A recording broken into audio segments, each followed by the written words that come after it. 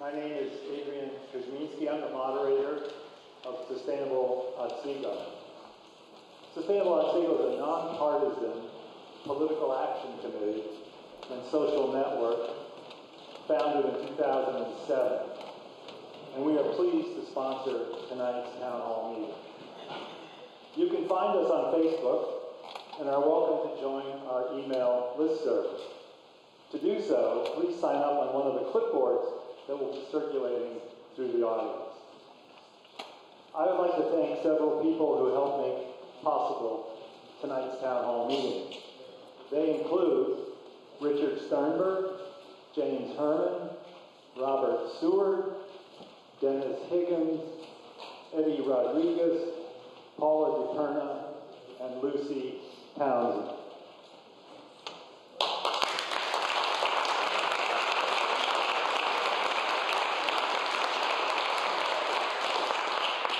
Thank you. Our moderator this evening is Paula DiPerna. She is a widely publicized author and an environmental activist on multiple levels, local, national, and international, and she's well known to most of us here. She worked early on for Jacques Cousteau, and more recently was president of the Joyce Foundation in Chicago, one of the country's largest public policy organizations. She has high-level experience in Congress and the executive branch, including aiding in the release of 50 political prisoners from Cuba and helping establish a 50-year moratorium on minerals and oil exploration in Antarctica. Perhaps most relevant to this evening, she ran a spirited race for Congress in the old 23rd Congressional District, which included Otsego County, against a well-known Republican Sherwood Bullard, and got 61,000 votes while spending only $30,000.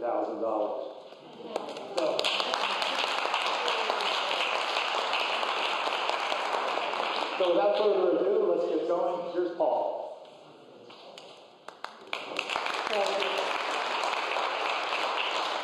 Thank you, Adrian, and to Sustainable Otsego for sustaining the effort to bring public democracy to all of us. And also want to thank the candidates. I know that you have, and all of you, of course, for coming. There are many, many things to be doing on a beautiful night like this, but perhaps nothing more important than what we are doing. And the candidates, thank you also very much. You've been through quite a lot of spirited effort lately. Some of you had grassroots effort to get on the ballot, primary campaigns. So we really appreciate you taking the time to come here.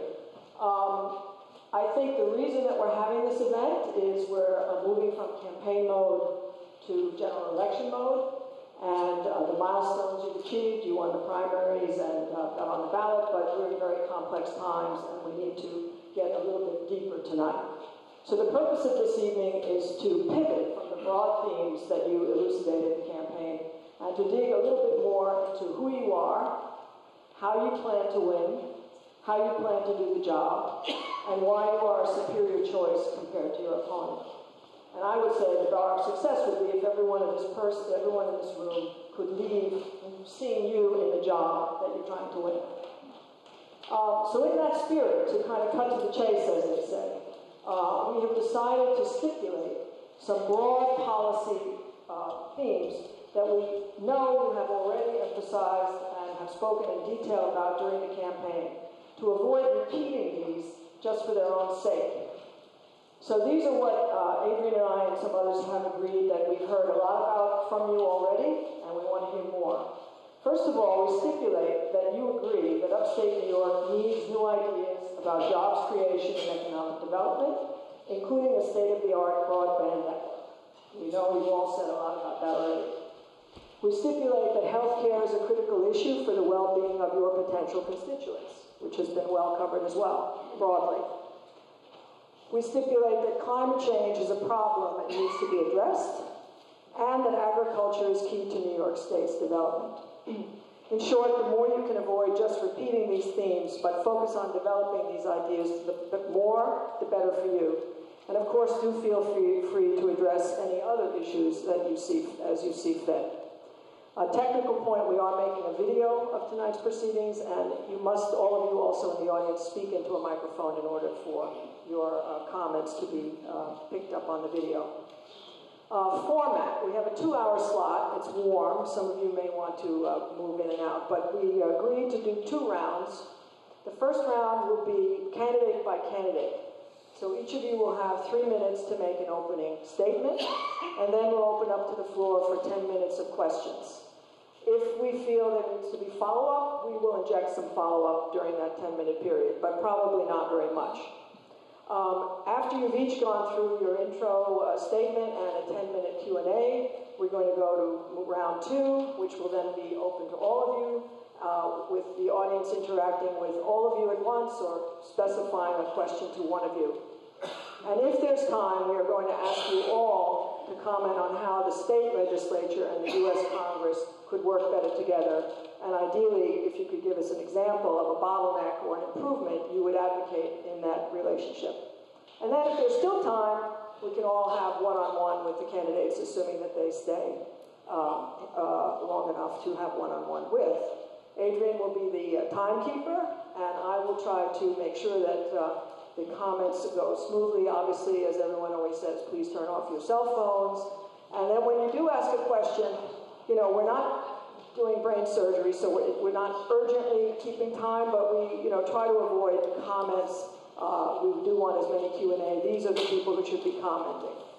So I'm just going to make the broadest of general introductions of each of them. We're going to go in this order: Chad, Joyce, and then Antonio. So Chad McAvoy, many of you have known him some time. He has a master's in public policy from Johns Hopkins University, and he worked extensively as a project manager in many, many nonprofits, foundations, the Gates Foundation, Heifer International. He's quite well-versed with the nonprofit world and the issues nonprofits face.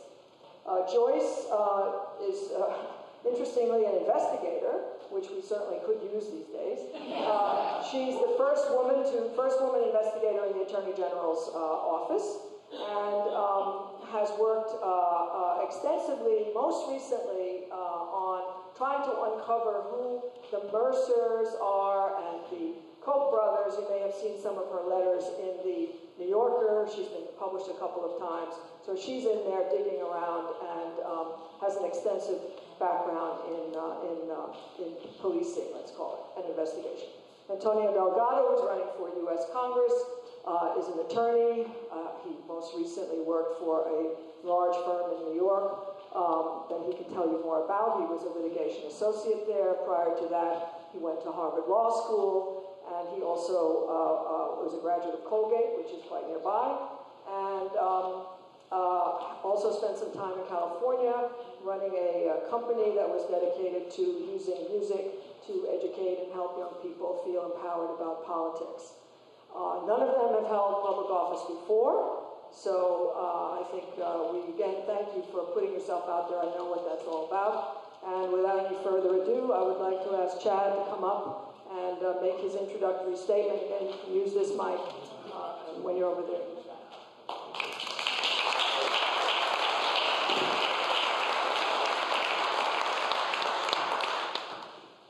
Thanks, everyone. Thanks to Sustainable Otsego for hosting this event. This is really exciting. Thanks for all the great work you do in the community. I know you endorsed me last cycle when I ran for county legislature, and I hope to earn that again in this cycle. Okay, this is the biggest town hall I've ever done. I'm a political neophyte. Let me just be honest, this is a little bit terrifying. my blood is tingling with adrenaline right now, so bear with me. Oh, I get my levels straight. So, my name is Chad McAvoy. I'm running for the 101st Assembly District. That's the big, long, skinny one called like the Hudson Snake or the seahorse that goes all the way from Oneida down to Orange County, down to commuter towns that go to New York, people that commute into New York City on a daily basis. It's a really wild, gerrymandered district, and I'm doing my best to get to every corner of it. I put about 4,500 miles on the truck already. Don't worry, I'm buying carbon offset credits. It's been an exciting process as we've learned with my team how to conduct an election a campaign on this scale. We just finished petitioning, which was a great success. We got 1,525 signatures. That amounts to 6% of every Democrat in the entire district that we've already talked to. Well, that was with the help of about 100 volunteers. That is, it makes me like almost tear up with pride with the idea that we could get 100 people to pull together in the same direction and get a lot of help from the committees and activist groups in the various parts of the district. It's really exciting.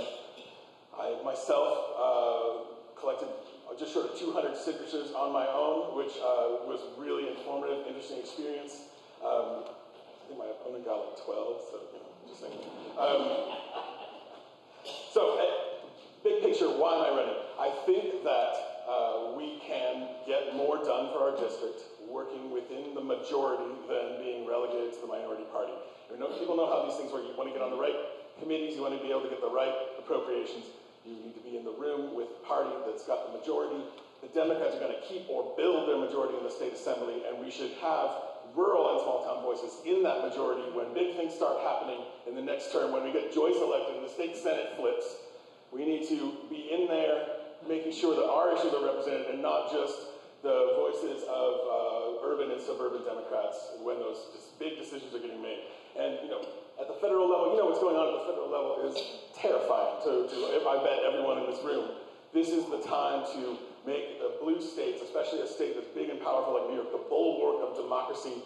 We batten down the hatches, we strengthen our democracy to make it as blue as we can make it, and we live to fight another day on the national level. So we got to protect our rights. 1 minute, Chad. 1 minute, all right, I'll speed up.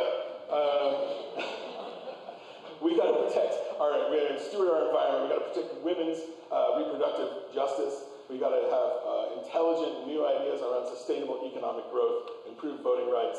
I think we need single-payer health care in New York State and federally. And we need better cell phone and broadband coverage throughout the district, especially in the very rural areas that get neglected. So I'm asking your support. I look forward to asking your questions, or answering your questions. If you have a question, I'll give you the mic. No questions? I don't believe it. How do you propose to win in a district that has so many more Republicans? Good question. It is going to be hard. We are going to have to work really hard and be really smart. I come from a data analytics background. I've got data people on my team. And we've got the database from the state party, and we're trying to be as smart as possible to target our resources in the most intelligent ways. There's 33,000 Republicans, there's like 25,000 Democrats. We can boost Democratic turnout, and we can try to see what we can do with the 18,000 unaffiliated in the district, and then there's 5,000 independence party people and some miscellaneous parties, all of which I think in this current moment there are lines of dialogue that we can get going, even with certain Republicans, to get them to understand our message.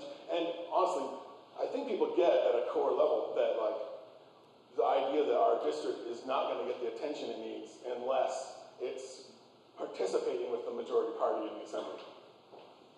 Another question?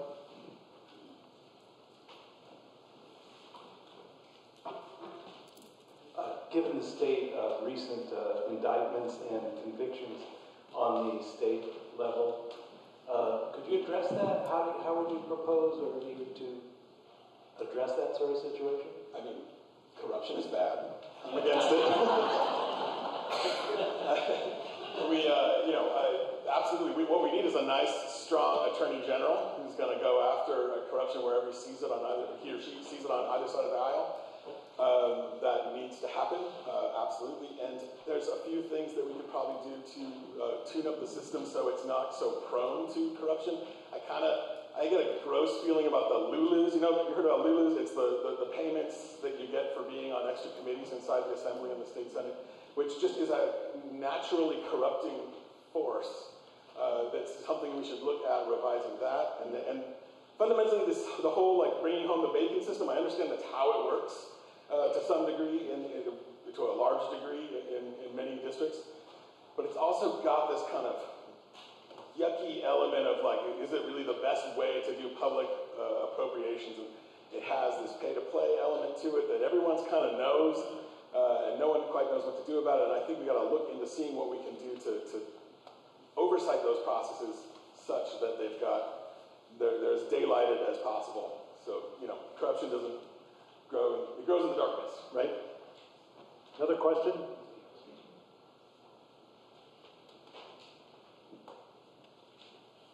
Chad, you mentioned broadband. We have for rural areas. There's a state program, there's a federal program, but we haven't seen any money in the local area. So what can you do to get that issue taken care of locally for us? Yeah, I mean, I feel your pain as someone whose primary income comes from working from home from the little town of Westford, New York, where we have nothing available except satellite internet. It is problematic. I literally lost income, I think, because of problems with the internet in our area. We need to, I don't even care. We got whatever it takes to find the right combination of policies, whether it's tweaking incentives or forcing companies that have near monopoly status to come in and say they can't cherry pick which customers they get to sell to. They have to sell to everyone if they want to sell to anyone. We find a nice combination of policies and prescriptions to advance that issue because it's critical to access government resources. It's critical to attracting people to move to an area. There's lots of people that would love to bring their six-figure jobs to a nice, beautiful place in the country if they could go there and still do their graphic design work that they're getting from the city. That money flows up from the city and drops right here and increases our tax base and improves the property values and everything. It benefits everyone. Furthermore, educating people locally, getting kids the ability to apply to colleges, all these things, an absolute critical piece of information infrastructure to have cell phone coverage and internet access everywhere. You're going to say, what are the exact policy specifics to accomplish that? I'm not entirely sure. I am, as a political outsider, I think kind of outside looking in, trying to make sense out of how these things get done, and I think you get in there and you just keep fighting for your top priorities and you find the intelligent solutions to make them happen once you get in there. See the lay of the land. One more question for Chad.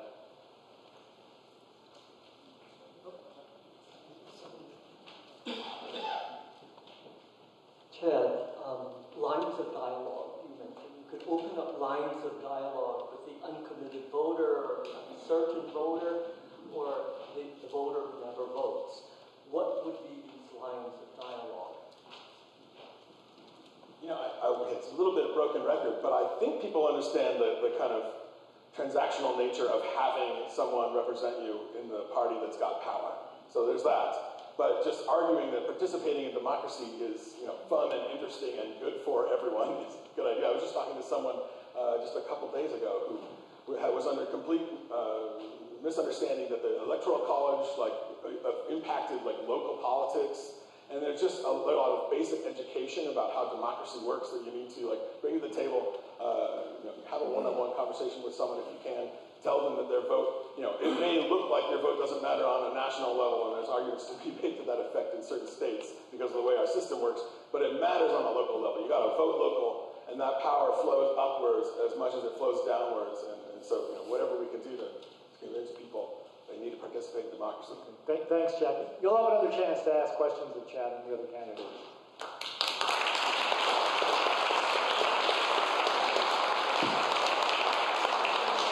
Okay, so I think the lines of dialogue idea is a very important one to develop. Also, I particularly would like to hear more about the single-parent health care and how you get that done. So, Joyce? Hi, everybody. Oh, my Lord. Good group. Love it. So, I am Joyce St. George. And what I want to do is I want to talk about dignity. Dignity is the state of feeling honored or respected. So you can imagine what our towns and communities feel like right now. Imagine if we had renewable energy sources running through our town, like maybe solar farms or geothermic plants.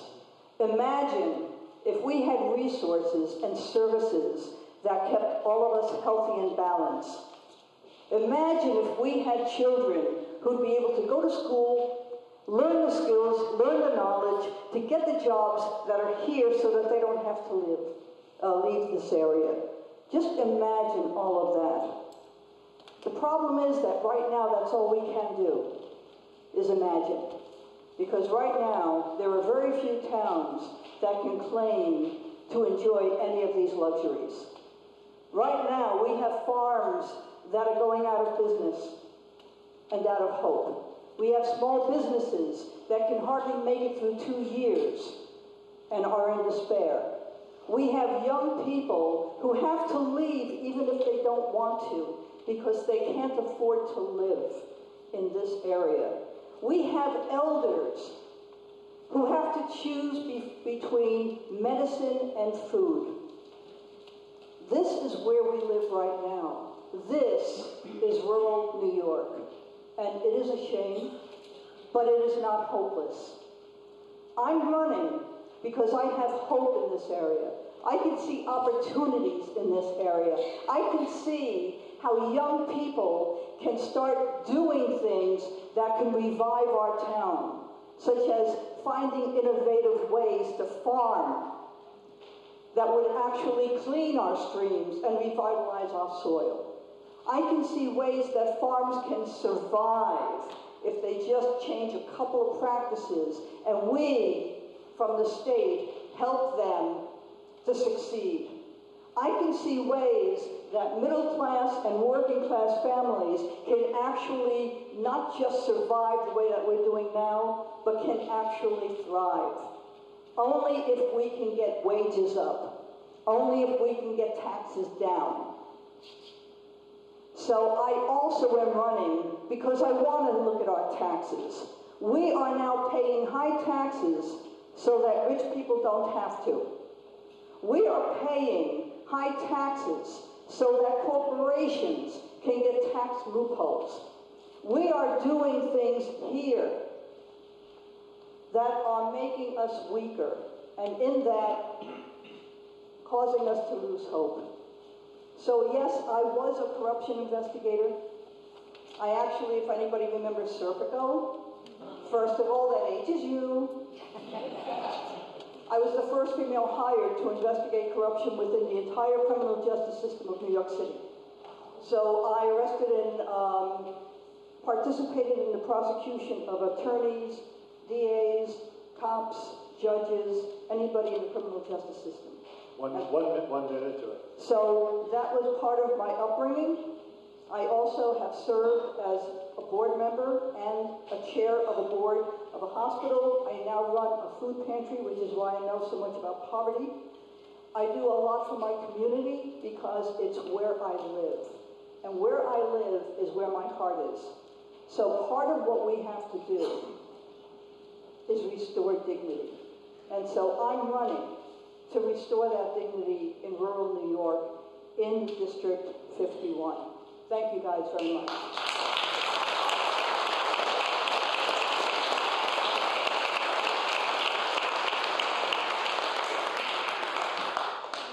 Questions for Joyce? That was a very powerful discussion. Could you enlighten some of us to exactly what you are running for and where you live? I'm running for District 51, the Senate. My opposition is Jim Seward, who has been in office for 32 years. I live in the suburbs of Margaretville, New York. My main transportation is my horse. And I am running for the 51st District because Jim Seward has been my senator for many, well, 32 years he's been our senator. And I keep asking myself, how are we any better? I've been here 40 years, and I cannot answer that question well. Thank you.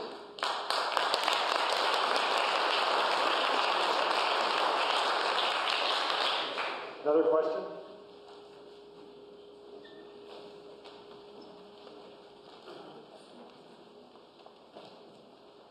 So, Joyce, Jim Seward gives out a lot of money. How's your response to that? He's a candy man. Actually, I was at the NAACP picnic the other day, and they call him pork and beans because he brings in the pork. So let me tell you about that pork. When you have an investigative background, it doesn't leave you. You keep digging. So when I was asked to run, I said no. And after a while, somebody just said to me, don't say no until you check Jim Seward's record. So I did my homework, I checked his record, checked his contributions, called my friend back and said, I'm in. Part of what you're talking about is there is something called the State and Municipal Finance Program. This is funding that is outside of our budget. It started in 2013 with $375 million. This year, it's up to $11.6 billion. I call it the incumbent's insurance because what it does is it serves to allow assembly people and senators in New York State to give out money, to give grants, to give gifts. Now, I think that there's a certain amount of discretionary money that is important because if you are representing an area and there is something going on and you really want to help them, you may have to do something about it. But it should not be outside of our budget. We're saying that we don't have enough money. They're raising taxes on us. We have $11 billion sitting there, almost 12. What's that doing? Right? So, yes, he gives out lots of gifts. He gives fire trucks, and he gives roofs, and he gives library money. He gives all sorts of things. He gave my hospital $250,000 to put a new roof on my hospital. I'm grateful for that. We needed that. But if you go underneath that roof, and you go to the pharmacy, people are paying $60, $70, $80 for a copay. If you go next door to the ER, you're going to be paying $2,500 for a deductible. That doesn't sound right. And so, yes, he can give out Band-Aids all he wants, but he is not helping us comprehensively solve the problems in our communities so that they can thrive. He's only giving you enough gimmies so that you'll vote for him.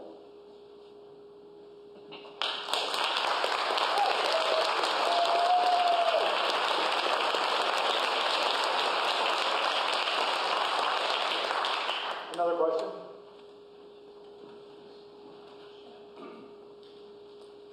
It seems that there's no oversight in our Assembly or Senate or in New York State government over contractual agreements with the state. Would you like to talk about how perhaps we might have more transparency so that normal citizens can find out where contracts come from and who they go to and who appropriated them? I would love to talk about that. So it goes hand in hand with what I'm talking about with the $11.6 billion. There is so much going on that we do not know about as citizens. We don't know contractual agreements. We don't know who's getting them, who's giving them. We don't know the sources. So how can we understand the legitimacy? How can we feel that our state is credible when they tell us, we just got this contract, or we're giving this grant out? I don't have that confidence. As a corruption investigator, I'm going to be real curious. I want to be on the ethics committee. That's where I want to live, because the ethics committee of New York State did not meet for 8 years. And yet, the Lulus that Chad just talked about, the money that people get for chairing these things, the chair of the ethics committee still got their money. So when you talk about contractual agreements, we need transparency, but you cannot have transparency with the culture that you have. So the goal is not to elect me, per se. The goal is to elect us. Because we have to change the culture, the structure, the mores, the habits. We have to change the way in which we govern. It has to be from lobby-centered, turn it into constituent-centered. And as somebody who is a constituent, I want to know where my money goes. So thank you for that question.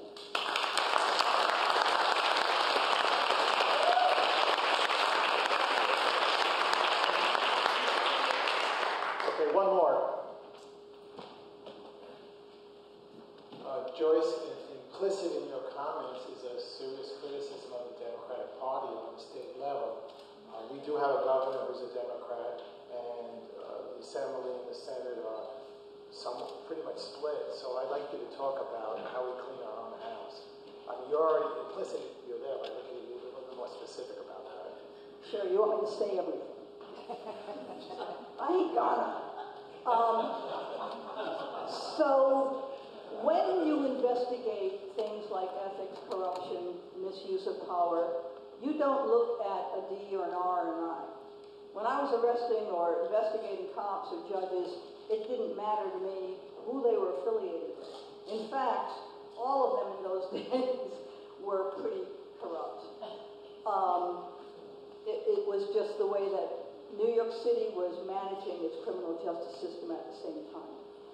I believe that this culture affects not only Republicans, but also Democrats. And I think if we could get Democrats into the Senate and the Assembly of the state, we can move that culture. We can change. The only way you're going to start straightening out Democrats is to straighten out the government. And to tell Democrats, we don't go there. We're not buying that. No more. Now we have new rules. And I know if I can get elected, I will be a junior member. But can I tell you guys something that's really cool? So there's about 9 women running for the Senate of New York State. 4 of us have really banded together, so much so that we actually formed a coalition. And we go from Bonacek, Seward, Amador, and Sereno. So if we all get elected, we will go from Hudson Valley to Cayuga. Now that's a hell of a swath of New York. Can you imagine if the 4 of us get in, because we're all like-minded in terms of ethics and corruption? We can't take it. We can't stand it. We want to work hard. We want to find answers. And when they're hard answers, we got to give them anyway. So in order to change this culture, we really, really, really have to get out there and support every single new person who's running, because we're too stupid to be corrupt. We don't want to be corrupt. We want to have the government that we dream of. We want the government we imagine. So that's my answer.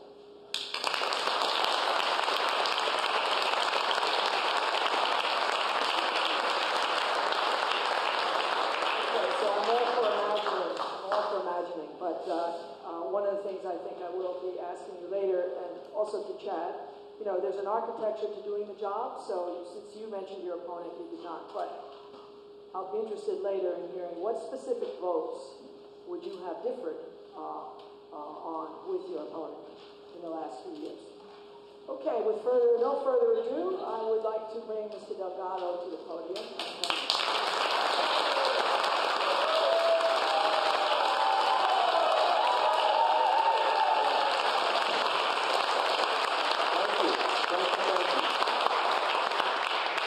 Very nice, warm reception. I really appreciate that. I want to thank Sustainable Otsego. I want to thank all of you for coming out on this beautiful evening. There's a lot going on right now across the country, a lot of dark ugliness that is happening and tearing us at the seams and forcing us to question who we are as a country, both here at home and also who we are to the world. So the stakes are very high. And a lot of why I'm running has more to do with morality and principles and ethics and values than it does with politics and policy. Because my morality and my values anchor my policy outlook. And everything about who I am starts with where I began. Now, I live in Dutchess County with my wife, Lacey, and our little boys, Maxwell and Coltrane. But my story begins in Schenectady. working class family. Back when working class families were prioritized. And my parents had jobs at GE.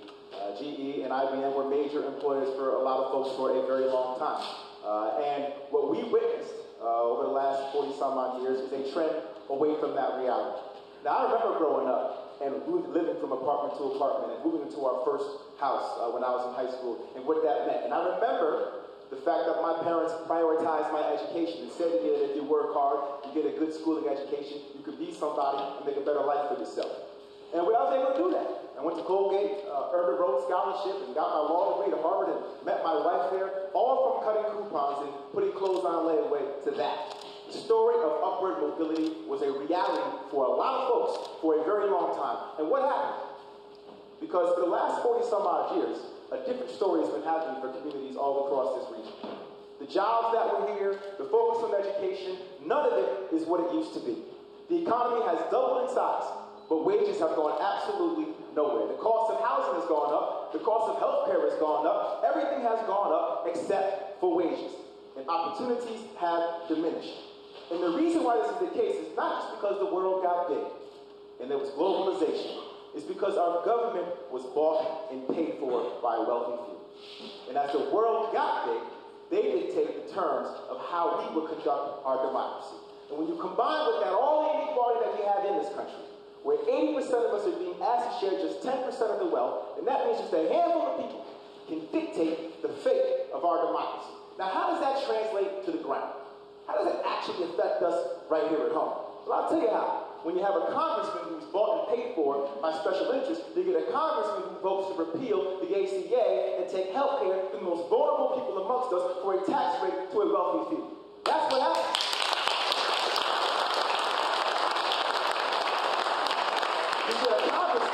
You get a congressman who sits on the agricultural committee, sits on it. It is his job to defend the ag community all across this district. And he votes for a farm bill that is a giveaway to big ag. That's all it is. 94% of all the subsidies in this country that go to ag go to the commodities. They don't go to food promotion. They don't go to local and organically grown food. They are leaving small and mid-tier firms behind. It is his job to stay on that ag committee and fight for his constituents right here at home. But when you're bought and paid for by outside interests, this is what you get. And it's a problem. It's the same individual who can say, I am all for climate change, protecting climate change, and protecting our wind and our air and our waterways, but I'm going to roll to repeal the Stream Protection Act and allow companies to pollute it. And instead of trying to figure out how to invest away from fossil fuel into renewable energy to have clean air and clean water and create jobs along the way. You know why? Because the man is a lobbyist for the oil pipeline industry. He's bought and paid for it. Do you see the thread line here? Do you see the consistency here? Okay, now the contrast is pretty clear. I just ran a year and a half against some colleagues of mine who are on the Democratic side of the aisle, and it was hard sometimes to find differentiation. I'm going to prompt you something right now. The differentiation between me and John Faso could not be any clearer.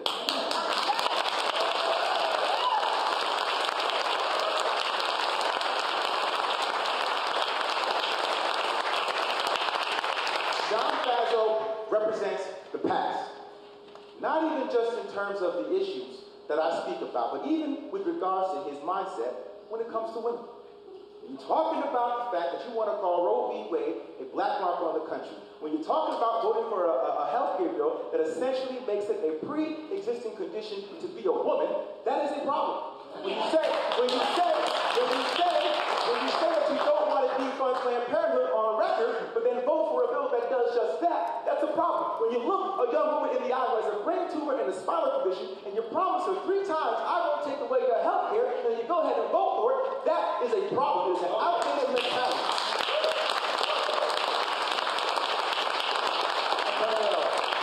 One minute. Now, I'm not here to sit here and attack John Faso the whole time. It's important to draw the contrast. But we got to have a future.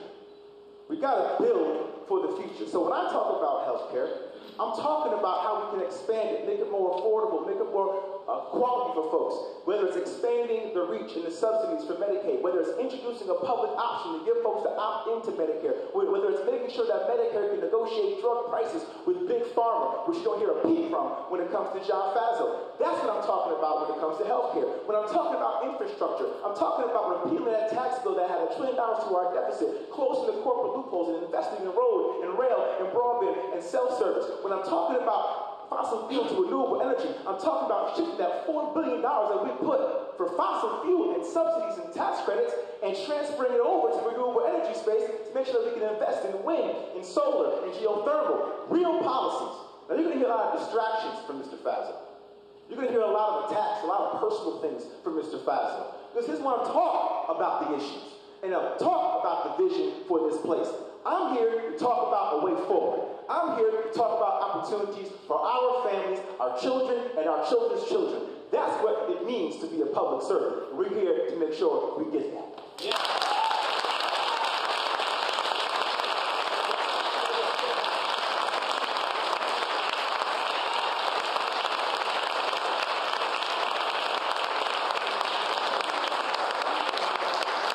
I think you got a roll.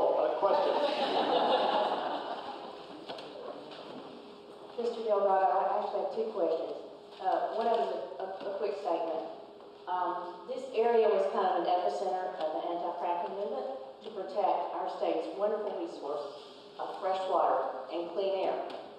And you might hear a lot more big green groups, but it started here.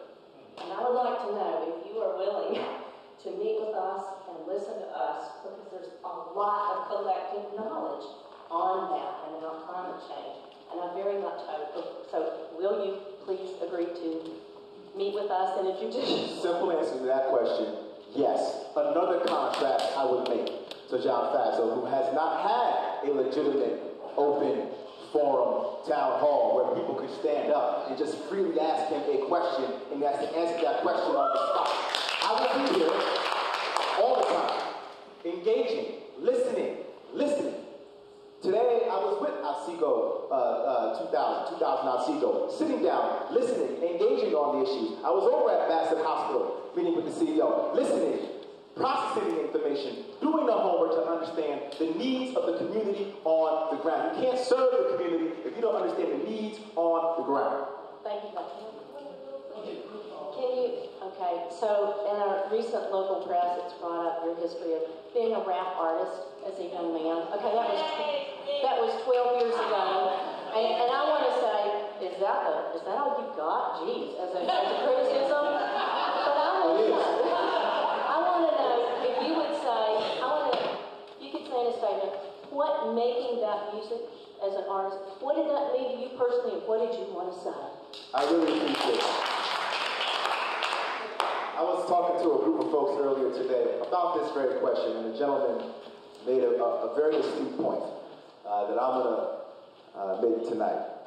He said to me, there was a lot of idealism in your music. You were putting yourself out there. You were speaking about issues from the heart in a very passionate way, whether it was about income inequality, whether it was about misogyny, whether it was about climate change. This is back in 2006. Okay, I'm talking about these issues in a very passionate way, with a lot of convictions. You must have had a lot of idealism in you to do that, particularly after you just graduated from law school, and my parents thought I was crazy, for doing this kind of stuff. I had debt hanging over my head, but the same idealism and the same drive to serve and to commit myself to empowering us and empowering myself and making sure that we are the best versions of ourselves and that we actually have a future here for ourselves and our children to deal with these issues and tackle them and speak truth to power.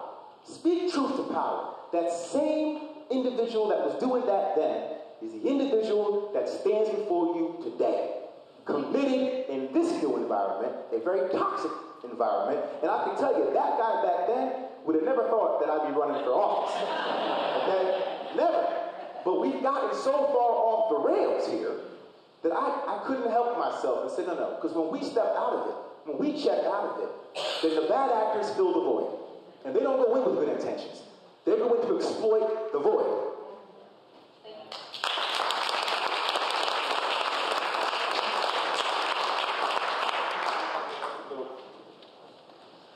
You're a very inspirational speaker, and I appreciate appreciate that. But Julie gave a lead into the question about fossil fuel issues. We did start, or we're part of the fight to begin against shale gas extraction. It's not enough anymore to say that you support renewable energy. It's not working for us. Everybody's saying it, but we are not winning. The extraction is expanding. The infrastructure build-out is going crazy.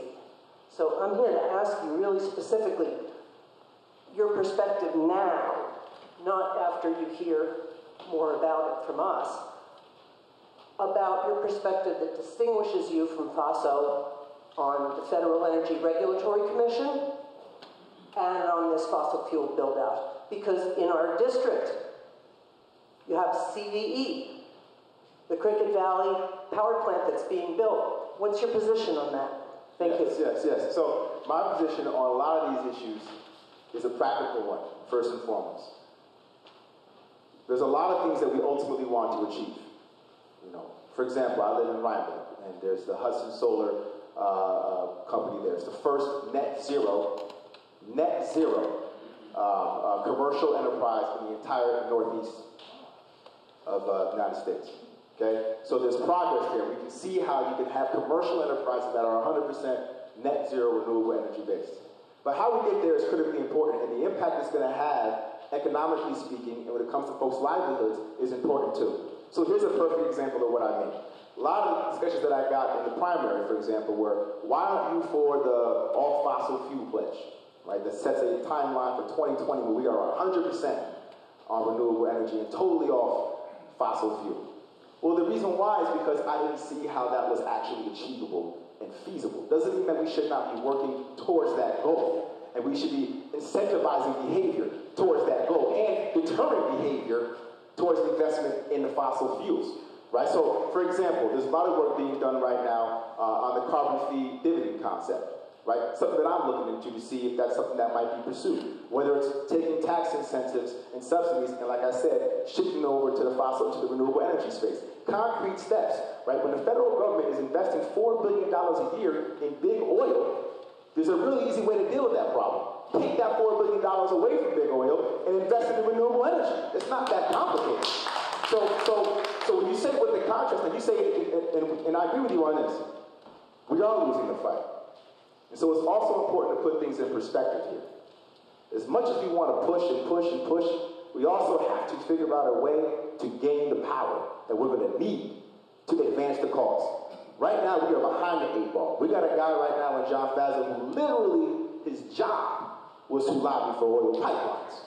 That was his job. So when you ask me the question, how am I going to be different than John Fazio? Well, first of all, you're not going to have a former lobbyist for the oil company. I think that's a pretty big difference. Like, no, they're not in my pocket. They're not telling me how I should vote and what I should advocate for. I'm here advocating for you and figuring out how we can make the real transition from fossil fuel to renewable energy. And we can do that, like I said, tax incentives, with these subsidies, and figuring out ways to deter investment in fossil fuels. But how do I square that the 5 candidates besides Ryan were very progressive and they got 55% of the vote by being for the OFF Act and being for Medicaid for all, Medicare for all? And your law company, which you never mentioned, you mentioned your dad in Schenectady, which is great. It's a great story. But Aiken Gump did $23 billion worth of business in the fossil fuel industry. And I'm going to go out to register people to vote. And I love Joyce, and I want my heart to work to turn this around. But how do I square that huge law firm that you work for that you never mentioned that has such a vested interest in fossil fuel? A little hot. No, and I appreciate the question. Thank you for being here. I appreciate it. Listen, I'm here. Listen, I'll tell you one thing, and I mean this. I am committed to standing in front of any fire. So any question, any concern, this is not for the faint of heart. I've been met a long time ago. So either you're in this or you're not. Okay, and I'm all the way in. So I'm happy to engage in these questions.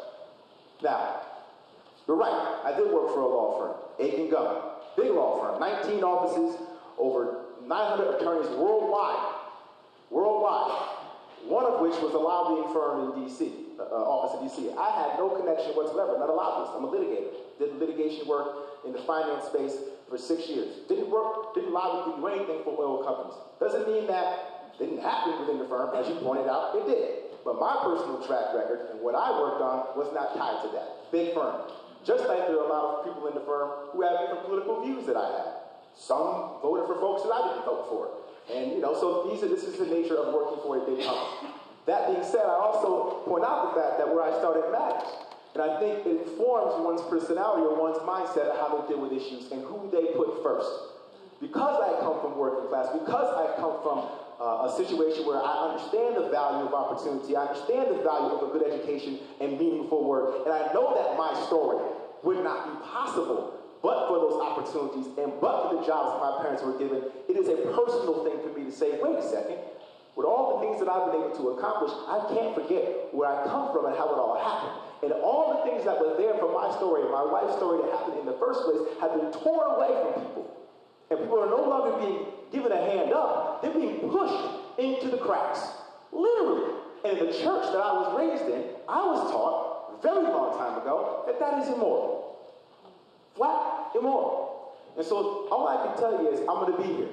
I'm going to fight for the issues. My track record as a professional, you can look up what I've done and haven't done. As I said to you, but at the end of the day, I'm here to fight for the people. And I'm proud of everything that I've been able to do, because one thing I did do, particularly as a litigator in that space, is deal with a lot of sharks. A lot of them. And I understand who I'm standing against when I stand against John Faso. I know that mindset. I've seen it up close and personal. And so it's important to understand that this is not a foe to be taken lightly. And I don't intend to.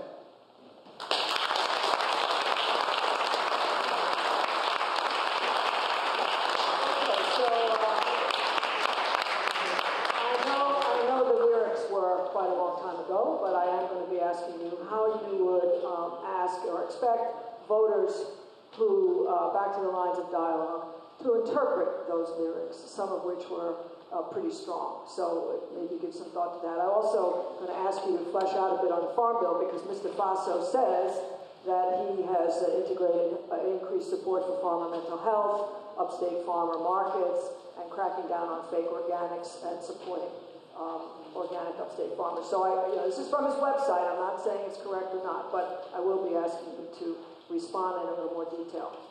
Okay, so we're going to move on to round two. We have quite a bit of time, so we don't have to rush things. You can ask any question of any of the three. This is an easy one, I hope. Congressman-elect, you feel you have the strong support of the other 6 candidates whom you defeated in the primary? Absolutely. In fact, we just had a event this past Saturday, a unity event, where 4 of the candidates actually showed up. The other ones submitted a statement expressing their support.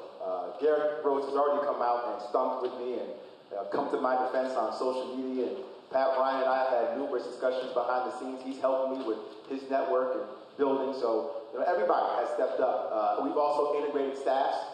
Folks that were working on other campaigns have now come over to our campaign and have been helpful. So we understand what's at stake, and I think it's a testament to how we ran our campaign too.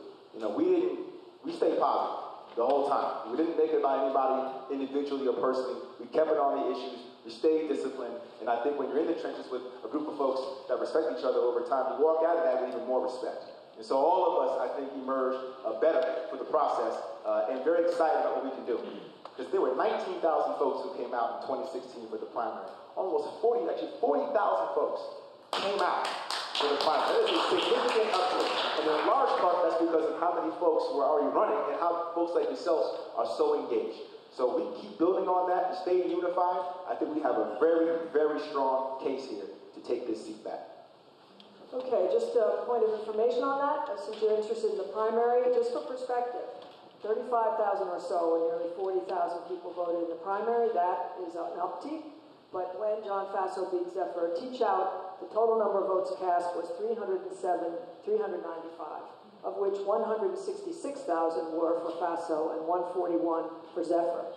teach out. So we're talking a lot of numbers. And those of you who are impressed with these candidates, it's not just they need your support, they need your work, and they need your fundraising help as well. It's about working for them. It's not just about liking them.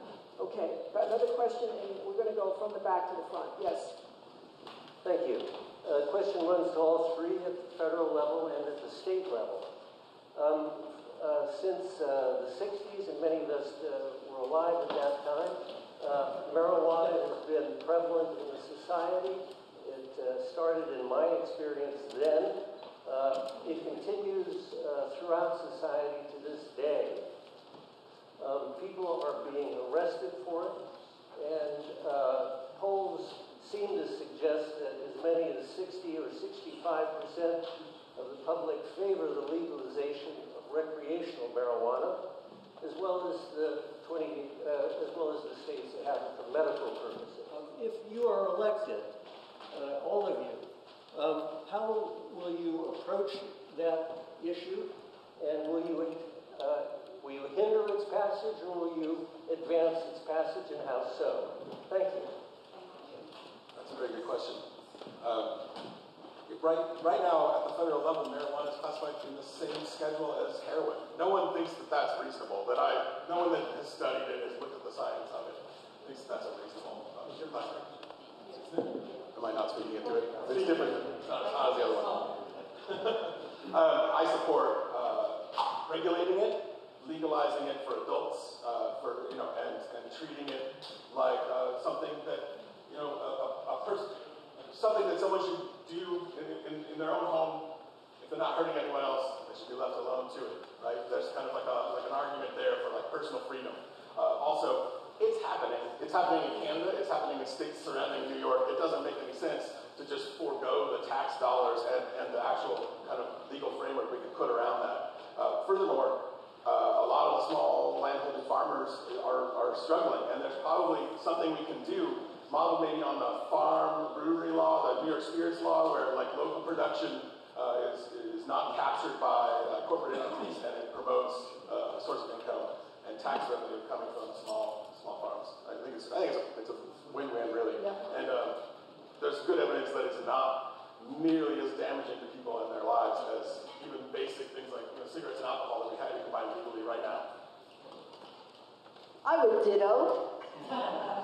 I think that I would look at it in terms of criminal justice reform as well, of which we need quite a bit, and I know a little bit about. There are people who are doing time, a lot of time, for really minor infractions when it comes to marijuana. And I do think that it is time that we separate drugs from addiction. I run a coalition on opioid addiction right now, and one of the things that we're trying to educate people about is whether it's alcohol or marijuana or opium or meth or whatever it is, there is an addictive person behind it and addictive qualities behind it, and that needs to be treated, not arrested. So part of this is really an answer to your question. It's of course yes, and part of my reasoning, in addition to good business and because everybody's doing it anyway, is that it serves to help us move the criminal justice reforms forward. Absolutely. I agree with a lot of what was said. I do believe that we should legalize marijuana, both for medicinal purposes and adult use. I think that for a number of the reasons that were alluded to. First of all, it is a lot of times you hear folks say, how are you going to pay for certain things? Right? How are you going to generate revenue? Well, it could be an incredible revenue source right now, whether it's dealing with investment in infrastructure or paying for healthcare or helping a sustainable ag community. We can do these things if we have another revenue source, a tremendous revenue source there.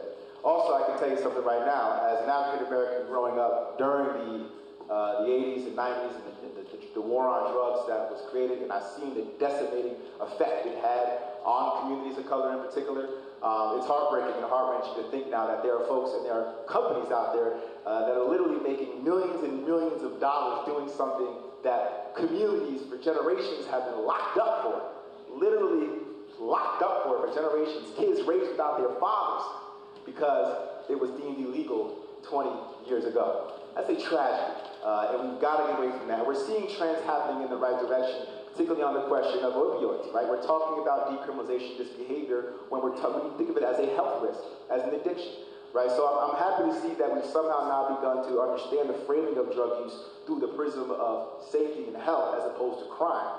Unfortunate, though, that it had to get to this point for us to see the light on that. But I do believe that we can take these strides, and I think that we can work very hard. I will say one more piece on this that gets lost in all of this. There was a little moment where you heard the government talking about a war on weed, a war on marijuana. That didn't just happen out of thin air, okay? Big Pharma advocated for that because they're losing the battle. The more and more folks get acquainted with the medicinal effects of marijuana and how it's helping folks deal with ailments in meaningful ways, the more that eats into the bottom line of Big Pharma. And so when you hear folks come out there and talk about this war on weed and what it's doing to families, what you're really hearing is Big Pharma in the ears of Congress folks telling them, go out there and rein this stuff in because we're getting our bottom lines torn apart. Keep that in mind.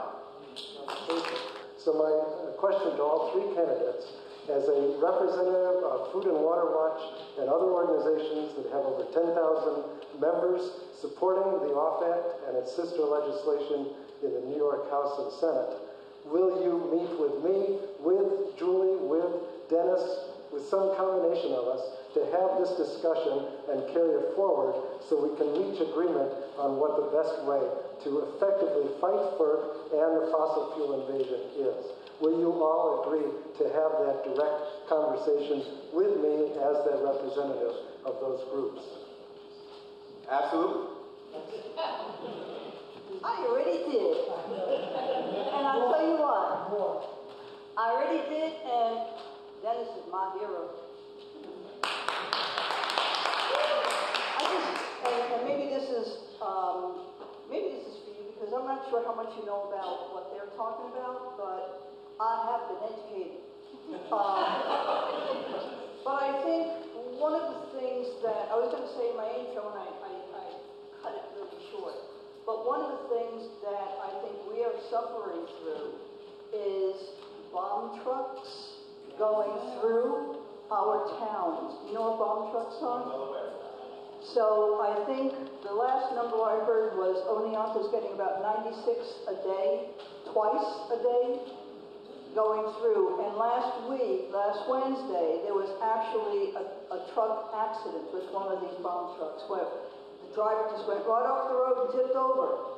So part of what I'm hearing is, yes, we have to take care of our land and our soil and our water and our air. And that's something that I'm very committed to doing. The other thing I'm hearing is we're scared.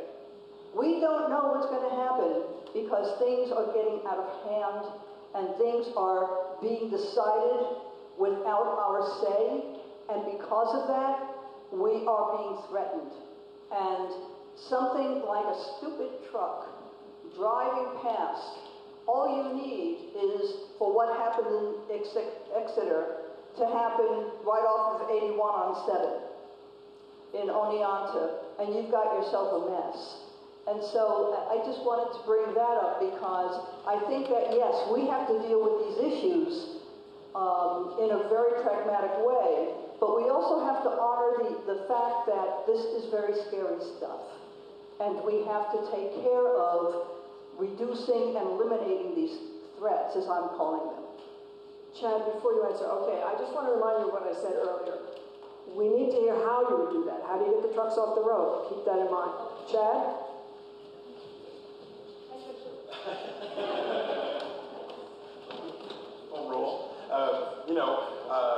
It's worth calling out that this is sustainable. Otsiego's event, sustainable is the key word. We don't do ourselves any good by we can dig up every last piece of coal and suck all the hydrocarbons out of the ground that we want. And you might get some short-term economic gain, but then what? You're out of fuel and those jobs go away. It doesn't make sense.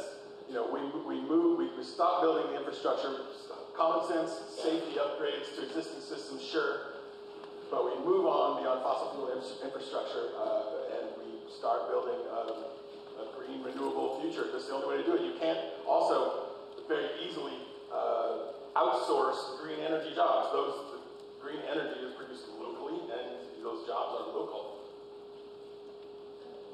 Okay, Rick, I want to introduce Rick just a bit. He's been the genius behind getting the primary so populated with 7 candidates, and he's really strengthened the Democratic Party and other parties too by making the public arena much broader. Thank you. Thank you. I actually want to follow up on the sustainable arguments and the carbon arguments. Are you all familiar with the concept of cap and trade versus revenue neutral carbon tax? Have you come to a decision with which one you prefer? I know it's hard. Or what do you see the advantages and the disadvantages of either? Happy to. So this is an interesting question, and it requires some serious thought. And I've had discussions with individuals in this community who helped me understand this, specifically about the different ways we're trying to deal with carbon emissions and how we can move the ball on this in a practical and thoughtful way. Some folks might say, you just got to throw a lot of money at it. Let the government just throw a bunch of money at incentivizing investment in the renewable energy space. But that could be risky because, first of all, you deal with a lot of bureaucracy. You're dealing with the fact that you could have investments that ultimately don't pan out, and then it comes back to backfire against the government and it erodes trust. So these are the things that matter. The second is cap and trade, as you alluded to. And the third, which I alluded to earlier, would be sort of a carbon fee dividend component. Some also might argue for a carbon tax altogether. The cap and trade issue is complicated as well. It's cleaner, you could argue, because you kind of take the government out of it, right? And you allow cap on how many emissions, and you can trade that commodity, the ability to emit the CO2, right? You can trade that to a certain point. The problem, though, is that you have folks that trade not just fossil fuels, right? They trade in multiple commodities, and that can fluctuate in a way that complicates things and makes it all the more difficult to regulate and process. The benefit, some might argue, with a carbon fee dividend approach is that you actually deal with the problem at the head, at the source. And so at the point at which you receive the fossil fuel or the oil, you incur a fee or you charge a fee. And then that fee, based on the tons of emissions that get emitted, ultimately can be passed back to the community through a dividend. And where that dividend goes, right, can be decided by the government as well, whether it's, in some cases, everybody gets the check. And I believe, based on what I've been told, that if they do that, 60% of all households or falling within a certain bracket would receive the benefit of that and be made whole, in essence, by virtue of the increased costs that will be informed by the fact you have this fee. So, complicated, right? There's a number of different approaches you can take. Here's what I want to say to all of this, and I didn't address this piece. You can literally fight like hell to remove the tax subsidies and the tax incentives away from fossil fuels and put it into renewable energy. But as I was shared with recently as well, there's a lot of legalese, and that's been sort of ingrained in the legal regulatory framework for a very long time. So teasing that all out right now is going to be very hard to do. Doesn't mean you shouldn't do it, but it's going to be very hard to actually roll back the subsidies that have been given to these big oil companies for a very long time. These are the real challenges that we're faced with. Now, you might say, okay, well, goodness, what do we do if we have all these different ways, these complications? Well, here's what I can promise you. Right now, we have folks in Congress and on the state level who aren't talking about any of these things. They're not engaging in the conversation. And so while I appreciate the groups of folks over there who are really pressing me on the off fossil fuel pledge, I really appreciate and understand their urgency. I do. But the fact of the matter is, we got folks right now who aren't even digesting these concepts, who aren't even processing these ideas. They don't give it, they don't care at all about the conversation. And so I'm sitting here walking through different ideas, trying to learn, figuring out the best way to responsibly address and move the agenda to our shared goals. That I can promise you, and I will continue to do the homework and learn on this front. So yes, it's complicated, and I haven't decided to answer your question specifically, because I want to do that. I have not answered the question. I can't say that I know exactly where I fall. What I am leaning towards is focusing, at least in the initial sense, once I'm there, hopefully I win, really understanding how these subsidies and these incentives are working within the fossil fuel industry and figuring out first and foremost how we can actually roll those things back and use them in the renewable energy space. But as I've been told, that might be hard. But I at least want to figure that out first.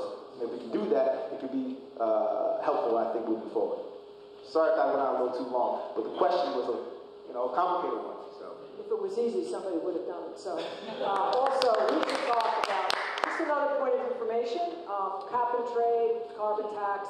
Today's information said that to adopt technology that would remove carbon dioxide from the air after we have gone 100% fossil free would cost, at the minimum, $270 per ton and possibly $1,000 per ton. The most promising technology to, in the end, remove the CO2, which we, A, already have up there, and B, probably cannot prevent from going up there. The highest price proposed for a carbon tax so far has been $15 a ton. So the political question is, well, rising to 40, but the political question is how does the tax and the public policy relate to the technological facts? This is a very big challenge. Okay, we're staying on this side. How about you? You've been very patient. Yes, and everyone here that are all very smart and good citizens and lots of issues, and I agree with all of them. But the problems are all being dismantled as we speak. And to me, the most important thing is to get these guys up there. And we start from there. So what I question is, what can we do for you?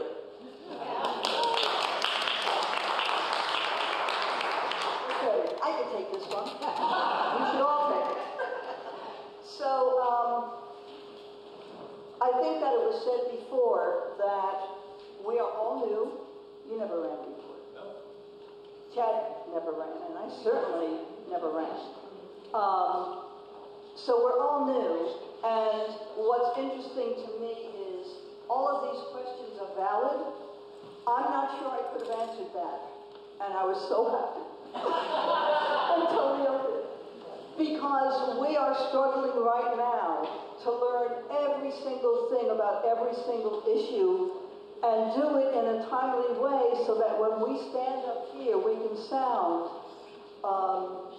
not just intelligent, but knowledgeable and confident in our beliefs and our knowledge.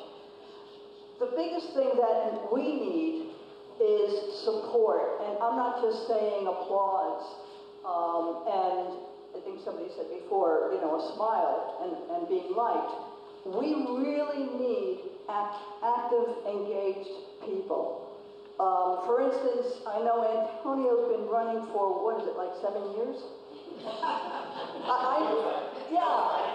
met Antonio a year and a half, maybe 2 years ago, and he was running. I'm pretty new at this. I've only been running since April. And so I'm really embryonic when it comes to building teams and fundraising and all that. So the more people who would like to be engaged with us, the better our chances are of winning. I'm going to give it over to you, and it's got to be pragmatic. It's one thing to sign up for one of these volunteer positions, but when we call you and you tell me that you have to, groom your dog, it makes it tough on us because we really count on everybody. So if you would like to, we want you desperately. We need your money desperately. We need your energy. We really need it. So sign up. Very good. It's exactly right.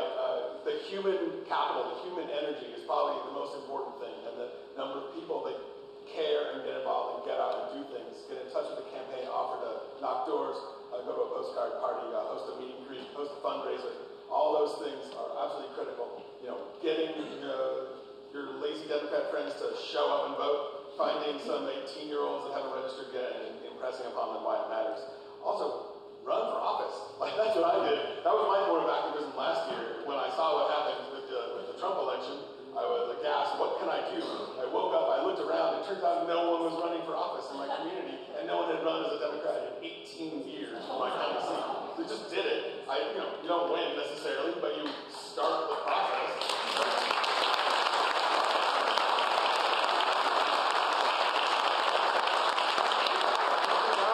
Rebuild the Democratic Party in rural and small town America by not trying. You've got to try. And also, seriously though, unfortunately, money is kind of the lifeblood of politics, whether we like it or not. And donations, large and small, help an awful lot in that regard. And how can they give you a contribution since we're talking about it? In my case, it's just chad101.com. It's pretty easy. I think I would urge you all to remind people not only where you're running, but how to send you any kind of support. I really appreciate the question.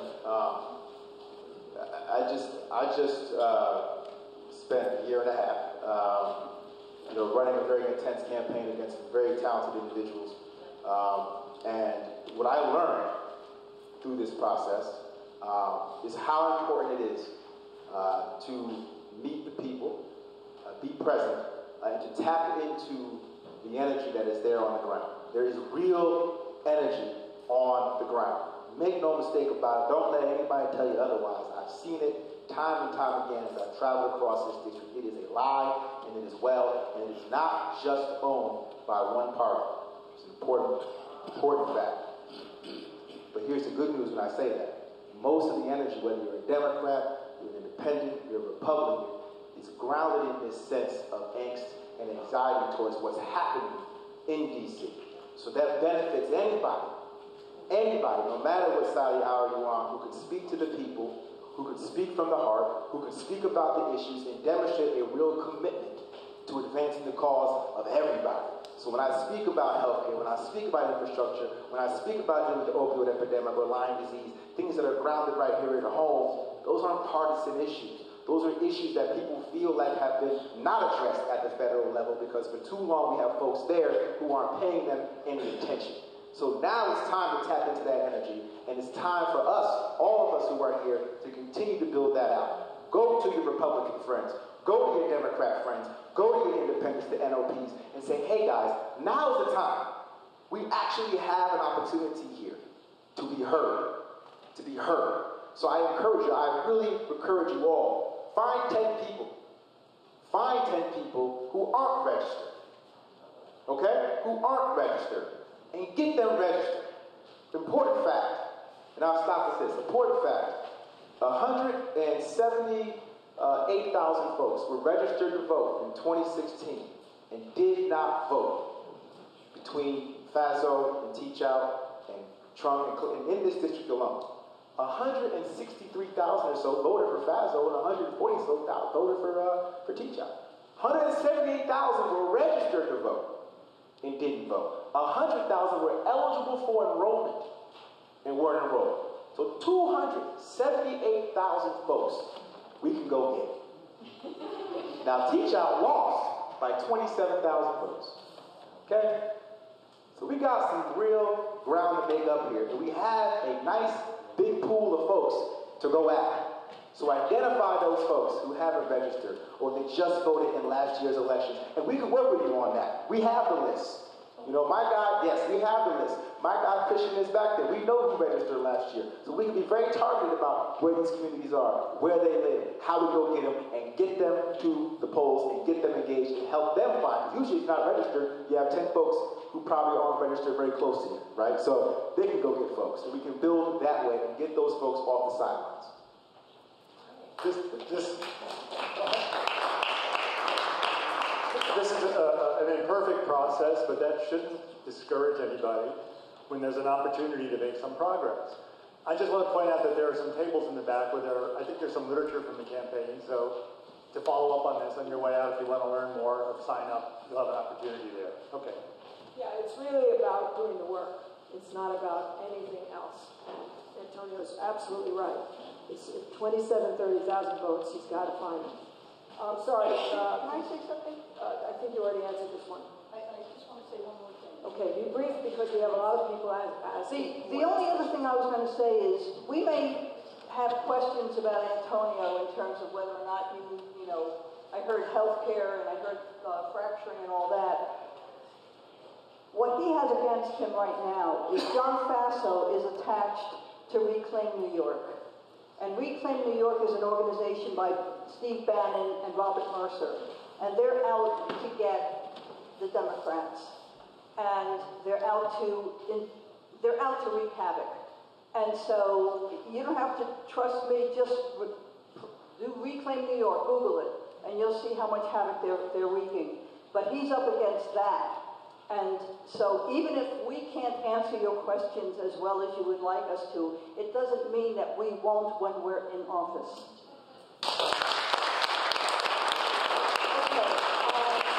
let's see. I think it's time to move to this side of the room, working up from the back. I know you had your hand up. We will try to get every question answered, so just be aware that's the objective.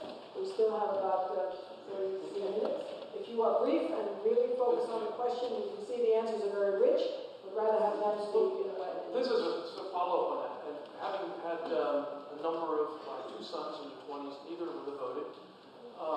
And elections are basically determined by 7% of the population, from what the numbers have said. And so the question I have is again, sort of a follow-up to that. How do we inspire, I think they said 9% of the eligible voters between 18 and 25 voted. How do we inspire the young people, which are literally the next generation? Because these issues are fabulous, but I always feel like we're preaching to the choir.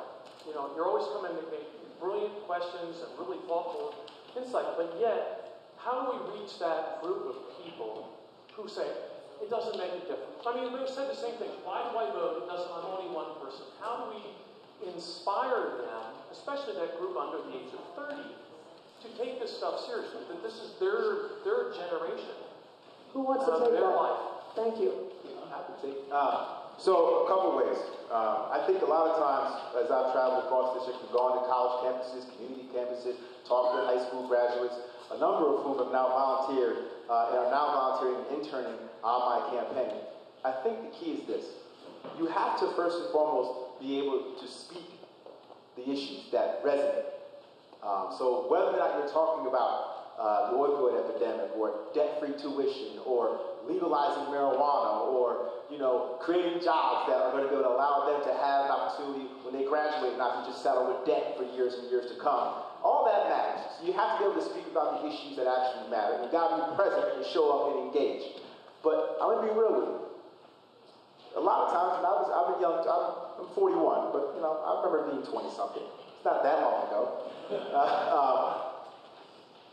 When you get older, you get a little cynical, right? And you kind of get more dry in your approach to assessing people.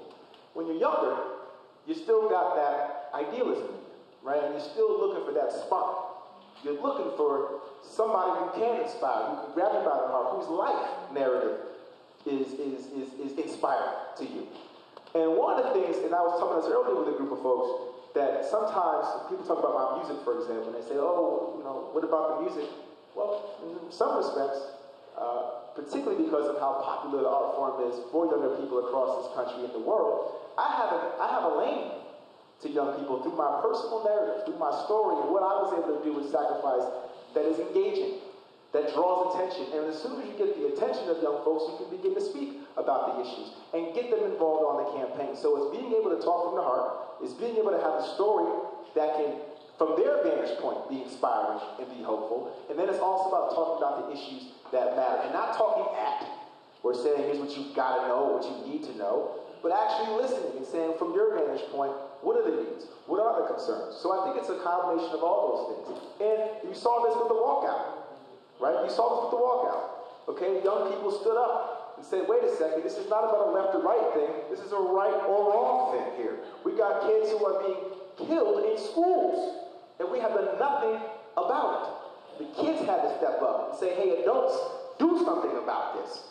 And so it's important to tap into that energy as well and build on that energy. I'll note that John Faso, you know what he said about the walkouts? They're wasting valuable study time.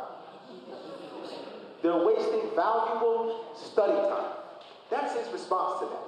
So I think, again, the contrast is pretty clear in terms of how we can engage young voters and speak to their issues and their concerns. Talk about the epidemic of gun violence and how we're not dealing with this problem in a way that actually can protect our young people. We can do these things and talk about these issues in a meaningful way that gives them hope for their own future.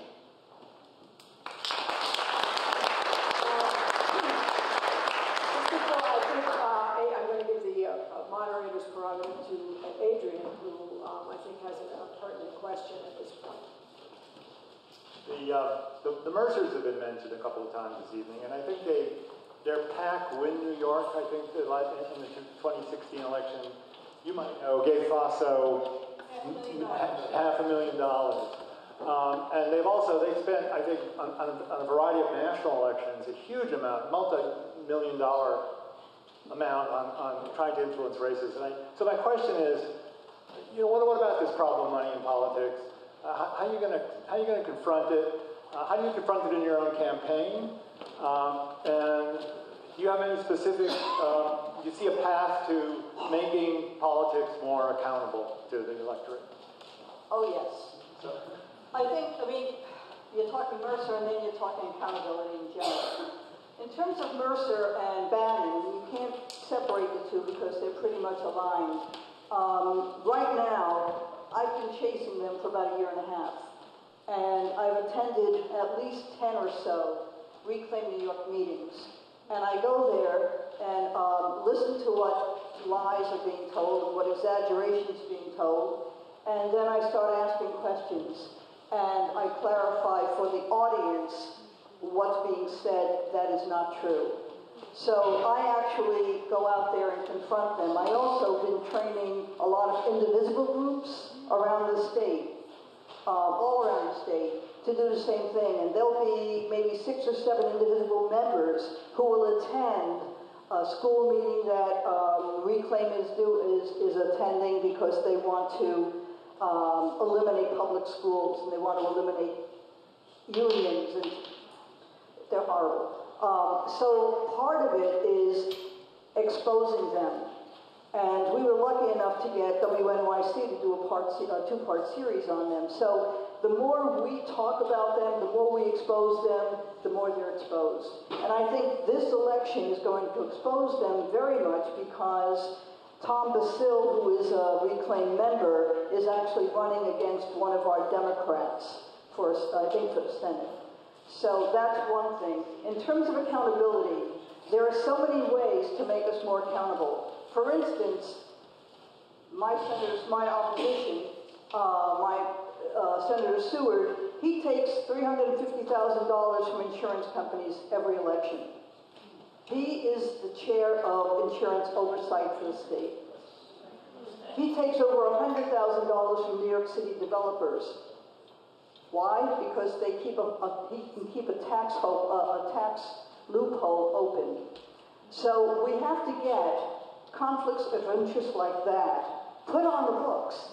When I think you were talking about no accountability, no transparency. There's no, it's transparent. You just have to look at his record and you'll see it. So we have to do things like that, start instituting new rules for people who are in office so that they cannot. Do you know that he is actually taking both his pension and his salary at the same time? So, it's insanity, the sort of things that have been done. We have to turn them back. We have to get back to integrity. The other thing is, these every 2-year terms don't make it. All you're doing is spending 1 year possibly legislating and the other year trying to get elected and taking money. So we have to do something about term limits, but also about terms and how we view terms and how people are able to do their jobs without worrying about having to be elected every 2 years. Okay, do the other candidates want to answer the question about politics and accountability? Chad, would you like to answer that one? Yeah. Try to keep this one brief because I think we've covered it, but go ahead. Yeah, first I'd like to agree on the term issue. It's weird that the state assembly, to me it's weird that the state assembly is a 2-year term and the state senate is a 2-year term. At least it should be 4 or 6 years, I think, for the state senate, just so they're not constantly fighting for money to get reelected 1 year after already being in office.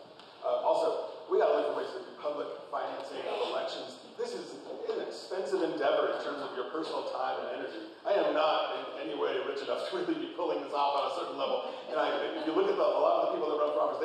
winners to start with, and they get to spend their own money on their campaign, loan their campaign money.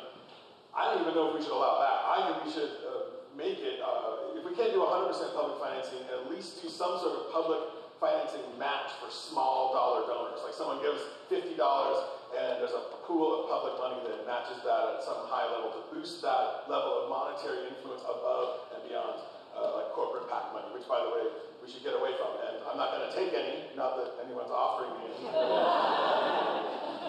There's an LLC loophole that needs to be closed. And Citizens United.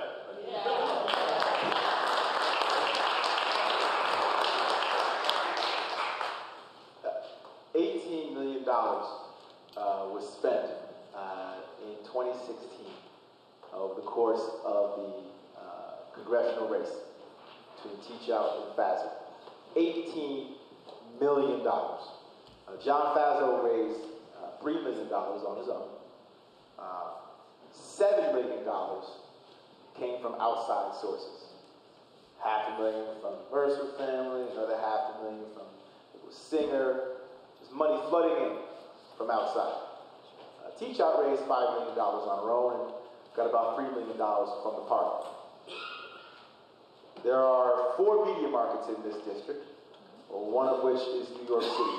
A lot of folks live in that media market. I'm just speaking facts now. How you reach folks, whether it's on TV or mail, given the nature of the district, with its size and where people are populated, you do need resources, even without the onslaught of money that's coming from the other side of the aisle. Just from a practical matter, you need resources. And I had to learn this running in a primary race. I'm proud to say that we were able to raise over $2 million over the course of the primary without taking any money from a corporate PAC. Not a cent. We took that pledge and we kept it the entire way. Every money that we got, every cent that we got, we did the work. We went out and we talked, and it goes back to tapping into that energy of making sure that we build the resources to actually be able to compete. Now, I say all that to say this. Just because I'm going to do everything I can to raise the money so that we can win, within principles, within obviously what I think is morally acceptable, doesn't mean that I don't want to get money completely out of politics. I want it out. I want to overturn Citizens United. I want to be able to fight for making sure that we have campaigns that can be publicly financed, whether in whole or in part. We can have a debate. You know, I want to make sure that we can pass legislation like the Vote for the People Act, which allows people of limited means to be matched by a pool of money to enable them to actually run campaigns and not be limited by the fact they don't come from wealth or money. I did not come from wealth or money, nor did I loan my campaign any money. Every dollar that we got, we had to ask for it. Every single dollar. So I understand the work that goes into it, and it is a time suck. I don't have any desire to be on the phone asking for money. I don't. It's not why I'm doing this. I'm doing this because I want to help and figure out the issues, do the work on the ground. But we have a system right now that is corrupt. It is. The only way we can fix that system is to get in there and pass laws and legislations that undoes all this harm in the first place. So I'm here to win, and I will do what I can do to win.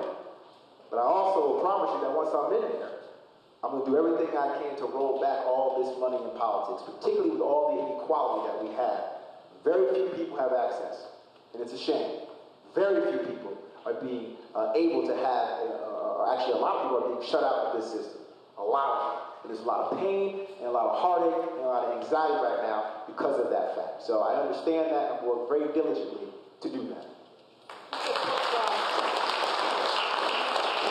Procedural follow-up to both of you. On the state level, are either of you getting direct support from the state Democratic Party, and what is the DCCC saying to you? Yeah, I'm happy to answer this question too. So she asked, what is the DCCC doing for me? Now, again, the DCCC is sort of the campaign arm of the Democratic Party. They recruit candidates, they help candidates across the country. It's the establishment, it's the more formalized aspect of the party. So before I won the primary, it was a very competitive race. The DCCC kept their hands off, right? They didn't want to interfere, rightfully so.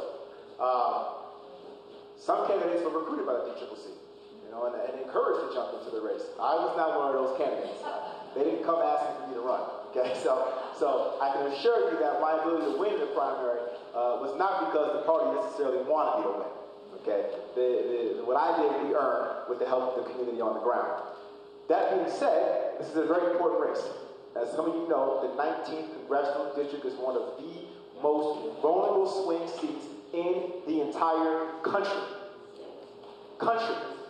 So we're talking about people who are determined across this entire nation to flip the house and push back against this god-awful administration and all the ugliness that is coming out of it. And you better believe there are a lot of folks, not just here at home, but all across this country who are determined to figure out where can we put resources to help candidates flip these seats from red and blue. Because right now, Republicans aren't doing a thing about what we're seeing in the White House. They are just rubber stamping whatever we get from Trump. And so we need to have real checks and balances, and that is a state of emergency. So we have a real opportunity here to mobilize not just the folks here on the ground, but we got folks in the 18th who say they want to come and knock on doors and help and raise money because they understand that they're good. They got Sean Patrick Maloney. Now they want to figure out how to flip this seat, right? So we can build on that.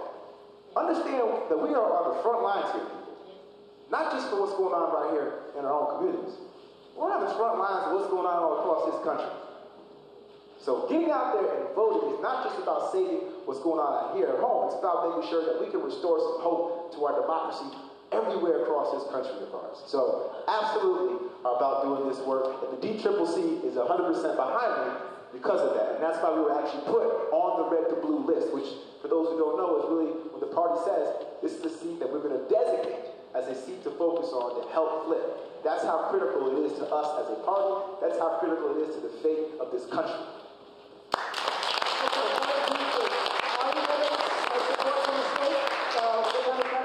Just a yes or no for now.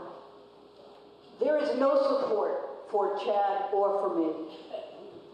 The state believes that Seward is invincible. I happen to think he's very vulnerable, and I'm running. Chad is, you speak please. The state assembly version of the D-trip on the federal level is DAC. And I'm not going to say anything mean about it because maybe they'll come to love me soon. But like they want you to, at this level, self-fund a poll to the degree of like $22,000 to prove that you're a viable candidate before they'll even really start paying attention. I do want to call out, is Yvette still here? The coordinated campaign with the state Democrats. Talk to Yvette because the state Democrats are doing stuff. They're here. Go sign her convince vote cards. Okay. So we have a few more questions, and then I think we'll wind down so you can do some one-on-one. Okay, gentleman with the yellow hat, and people who have not asked a question already. If you have not already asked a question, you have not. Just 1 second. You have. Over here, I think there's one or two.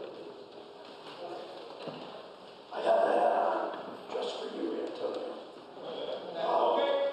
Yes, it is. All right. If you can't hear this pathetic voice I have someone to speak for me, but one of your opponents spoke out very strongly against military-style weapons. Will you speak out as strongly in your campaign? Yes, I will. This is an issue that matters a lot. Here's the thing, and I think it's important to frame this.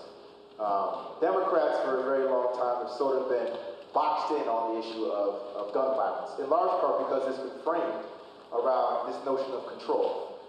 So gun control becomes sort of the way we talk about it. And what happens is people start thinking about, you want to control, or you want to take the gun, as opposed to figuring out how we deal with the problem of gun violence, which undeniably is an epidemic to the highest degree. Whether it's in our schools, in our churches, in our theaters, we're seeing it at a very high level. We got 7 or 8 kids a day dying from gun violence. Children dying a day, 17 or 18 a day, are being hospitalized because of gun violence. This is an epidemic. Women are 5 times more likely to die in the domestic violence dispute when a gun is involved. So we have got to acknowledge the reality of this. And so yes, the fact that we have military weapons of war easily accessible to folks is a profound problem. We've got to make that a real priority and make sure that we push back against an agenda. The problem though is this. We run right to that issue, which we should. But I want to pose this to you. Vegas happened. And we learned about the bump stock. And 97% of Americans say we should ban the bump stock. Okay? 97%. You can't find somebody who says keep that legal. 97%. Whatever happened to that bill? Whatever happened to it? When you have 97% of the country, the entire country, says, we just go ahead, yep, all right, we're done with that, ban it. Now, I appreciate military, we gotta have that, and we need to. But if we can't even get progress because of how broken our system is, broken, on something where 97% of Americans want to ban it, we have a problem deeper than just guns. We have a problem with the NRA. We have a problem with special interests. We have a problem with gun manufacturers dictating the conversation that we all want to have. So we've got to make sure, first and foremost, that if we want to have these discussions in a meaningful way, we get rid of people who take money from the NRA at our expense.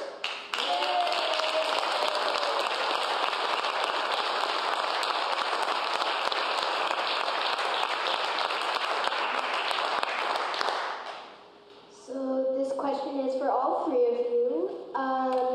This morning, one of the things that I said that I liked about summer was that there will be no school shootings for a while. What do you plan to do about keeping us safe about that? Yeah, thank you for that. What's your name?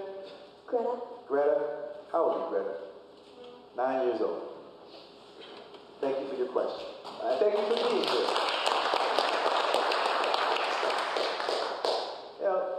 I'm not gonna lie to you, that hurts. 9-year-old has to even ask that kind of question in this country, any country for that matter. That has to be her fate. And so, yeah, it's emotional. I got 4-year-old twin boys. When my little boy comes home and says, one of his classmates threatened to shoot him at 4 years old, you have to ask yourself, where's this coming from? When our little boys are growing up already talking about shooting each other. Where's this coming from? And so we have failed our children. We have failed our future on this issue. And what we are seeing now, though, because of the young people, the children like Greta, who are stepping up at such a young age to be heard. I don't know what it takes. But the fact that in the midst of all of this, young people are hurting and crying out for help. We just can't sit our butts down and figure out concrete solutions to this problem. When the vast majority of us want universal background checks, the vast majority of us want safe storage laws, the vast majority of us want to ban the bump stock, the vast majority of us want to close the gun show loopholes, and more than half of us want to talk about getting military weapons to war off our streets. The majority of us do. But we can't pass anything. We can't get an inch on anything. How is that possible? When our children's lives are on the line. To me, and I mean this, to me, this is no better example of how broken our system of government is. It is broken. When our kids are hurting, and the way they're crying out to us, and we still can't get legislation passed, nothing. And instead, we got a congressman who will sign a piece of legislation that says, you know what, we're gonna give your laws reciprocity. So you can go ahead and buy your guns with lesser measures and walk right on into our state. We don't mind. That's his version of gun safety. Or we have leaders in Congress who say, you know how we'll deal with the problem of gun violence? We're gonna arm teachers. How does that even come out of your mouth? Who says that? Whose bright idea was, let's talk about arming teachers? The NRA's idea. That's whose idea. And I want to be clear about the NRA. And I'm sorry if I'm going on. This is an important issue. Not most dues paying NRA members agree with everything I've been saying. They do. Most of them are responsible gun owners who get it, and they're like, of course. Here's the problem. The dues that they're paying into the NRA represent a tiny fraction of what the NRA uses to fund their misinformation campaign. Do you know where the money actually comes from?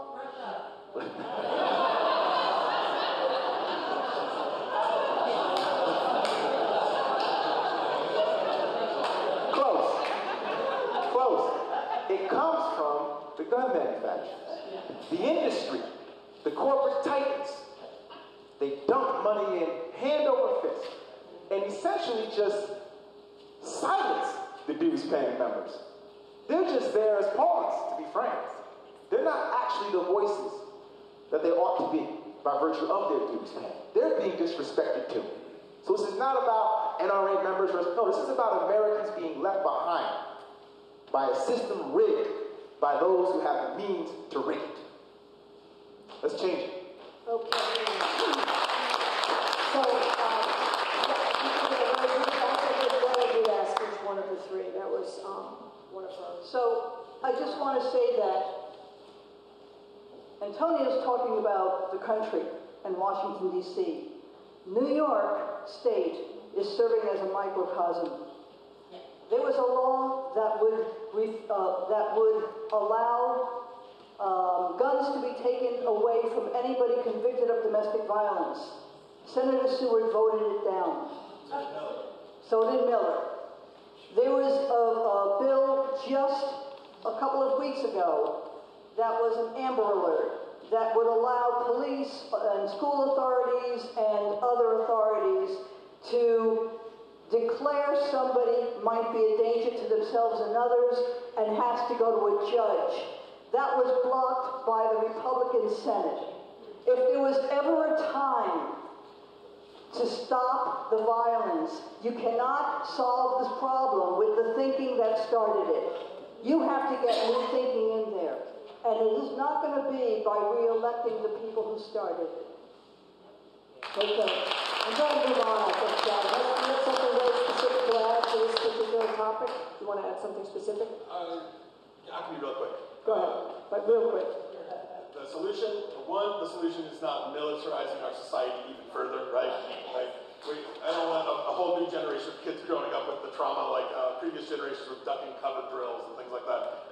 It's not the right way to go.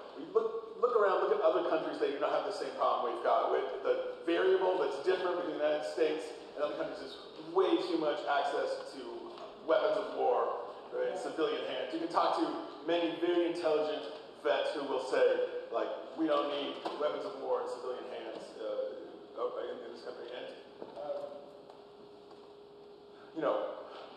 there's a tricky thing here because this is upstate New York. People have guns. I'm a gun owner. There's a cultural difference between the cities and the country and how we regard guns. And it is entirely possible to be a sane, rational human that owns a gun, especially if you live like deep in the woods like we do, and you have issues with rabid animals, and it's a proper farm tool, an implement on your farm that you need to have. We need to make sure that legislation recognizes the difference between urban and rural divide on that in the future. But I just also want to say that, Anthony, the way you speak about that is beautiful, and I agree with everything you said. Okay, we have a 5-minute round. So there'll be 1 minute. If there's any more hands? Okay, one over here, and that's it.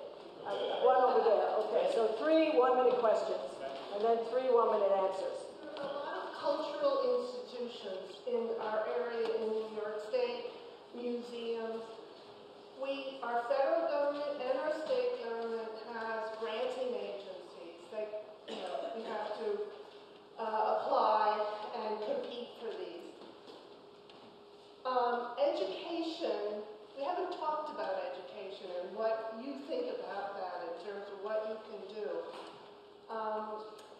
There are these other cultural organizations, museums in particularly, since I'm from the Iroquois Indian Museum, and you've got wonderful museums here in Cooperstown. And I believe museums generate income and educate our children in incredible ways that a school cannot all the time. And just what do you see that you could do, that you would be interested in, legislating to help the small institutions that we're really struggling, and we all work on minuscule budgets. And I believe this will help our culture, our society grow and be make correct decisions. Yes, I'm going to summarize that question and take the 3 questions that remain and then offer them to each of you to answer. I believe that question was, what can you do legislatively to assist the flow of funds to small cultural institutions? Question over there, what was it?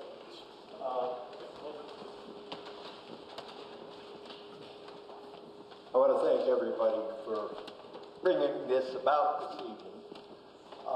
My question for Antonio is Glass-Steagall and Social Security, but I'm not going to go any further than that.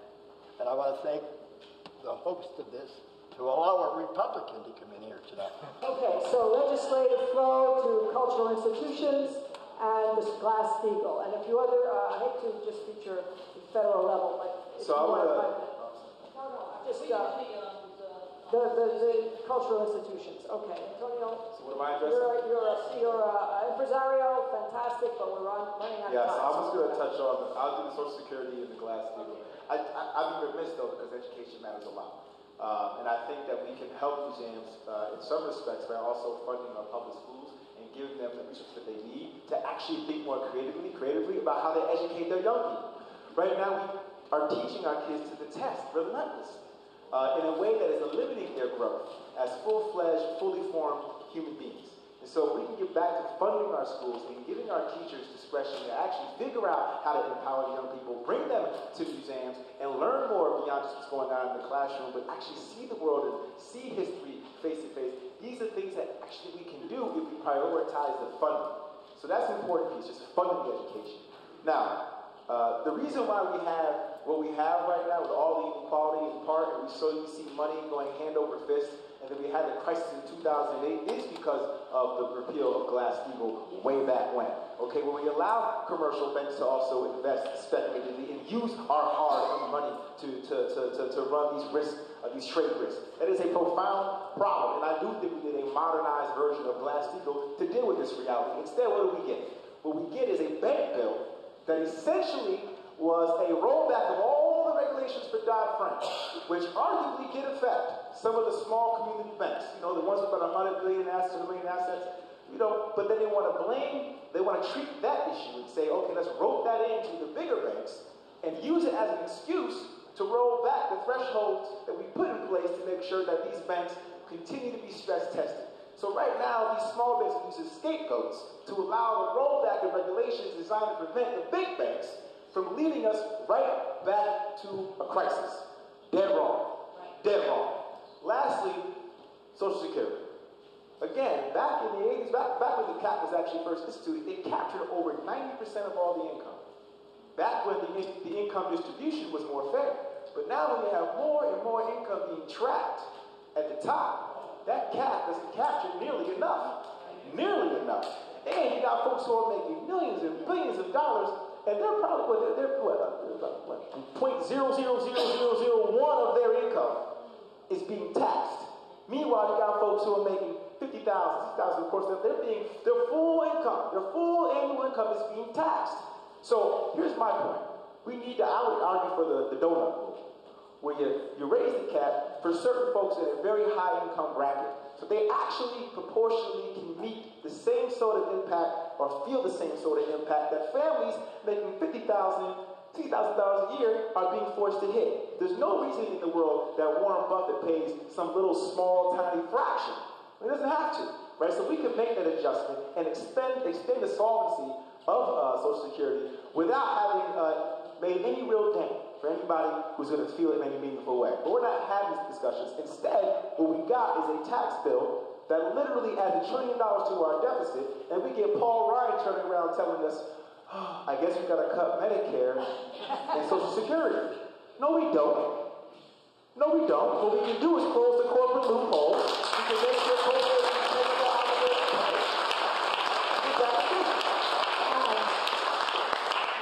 Can I give you a New York State rendition? Sorry for my long one.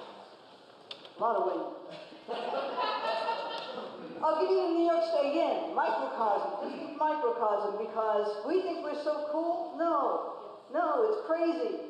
Article 421 is a loophole for New York City real estate developers to get tax breaks. Article 421, it saves real estate developers $1.4 billion a year. And we're so generous, we're paying for it. If you took that $1.4 billion a year and did it over 4 years, you would eliminate the deficit that we're running in the education right now. Then you can start spending it on things that help kids grow, such as going to museums. The best thing in my life that ever happened to me was going to see The Great White Hope on Broadway. Once I saw that, I was hooked. I knew what I was doing for life. So yes. But there is money. Don't let anyone fool you. When they start, like Antonio's saying, oh, we don't have money. No, they have money. We lost the Health Care Act by 1 vote. Okay, thank you. So, I'm going to ask Adrian to close. Thank you again all for coming. Thank you all. And Yes, thank you very much, and good evening. And if a few people would like to help us volunteer to sort of put some chairs away, that would be very much appreciated. Thank you very much.